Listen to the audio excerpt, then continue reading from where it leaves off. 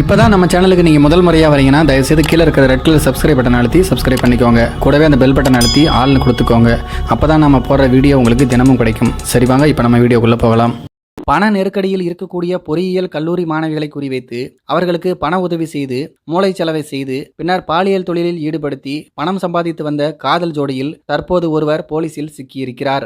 மற்றும் ஒருவர் தலைமறைவாக இருக்கிறார்.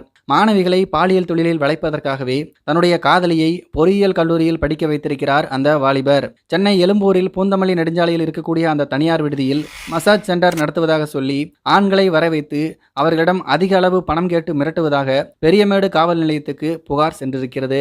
இதனால் விபச்சார தடுப்பு பிரிவு போலீசார் விசாரணை நடத்திய போது ஜெயபிரதா என்கின்ற மாணவி கையும் களவுமாக பிடிபட்டிருக்கிறார்.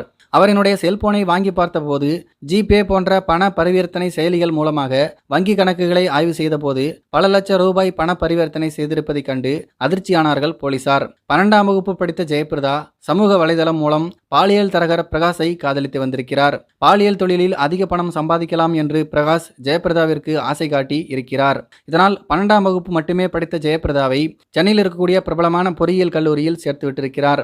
அங்கு மாணவிகளிடம் நட்பாக பழகி பண தேவை இருக்கும் மாணவிகளை கண்டறிந்து அவர்களுக்கு கடன் கொடுத்து கடனை அடைக்க முடியாத நிலை வரும்பொழுது மேலும் அதிகமாக பணம் கொடுத்து பாலியல் தொழிலில் ஈடுபட்டால் இதே மாதிரி அதிகம் சம்பாதிக்கலாம் என்று மூளைச்சலவை செய்து பாலியல் தொழிலில் ஈடுபடுத்தி வந்திருக்கிறார்கள்.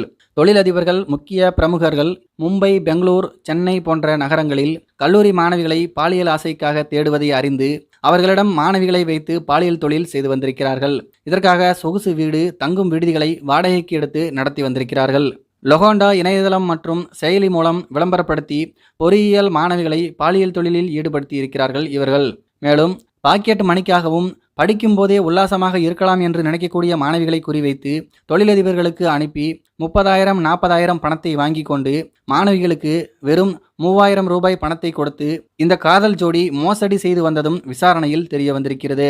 ஜெயபிரதா கைது செய்யப்பட்டிருக்கக்கூடிய நிலைமையில் அவருடைய காதலன் பிரகாஷ் தற்போது தலைமறைவாக இருந்து வருகிறார். தரகரும் ஜெயபிரதாவின் காதலனுமான பிரகாஷை பிடிக்க போலீஸ் தனிப்படை அமைத்துள்ளனர். பாருங்க, நம்ம உண்டு நம்ம வேலை உண்டு அப்படின்னு இருக்கோம். நாட்டில் என்னென்னலாம் வித்தியாசமான சம்பவங்கள்லாம் நடக்குது பாருங்க. இதெல்லாம் செய்திகளில் பார்த்து நம்ம தெரிஞ்சுக்க வேண்டியதாக இருக்குது. இதை பற்றி உங்களுடைய கருத்துக்கள் என்ன அப்படிங்கிறது கீழே இருக்கிற கமெண்ட்ஸில் தெரியப்படுத்துங்க. மேலும் இது போன்ற வீடியோக்களை பார்க்க நம்முடைய சேனலை சப்ஸ்கிரைப் பண்ணிக்கோங்க. நன்றி, வணக்கம்.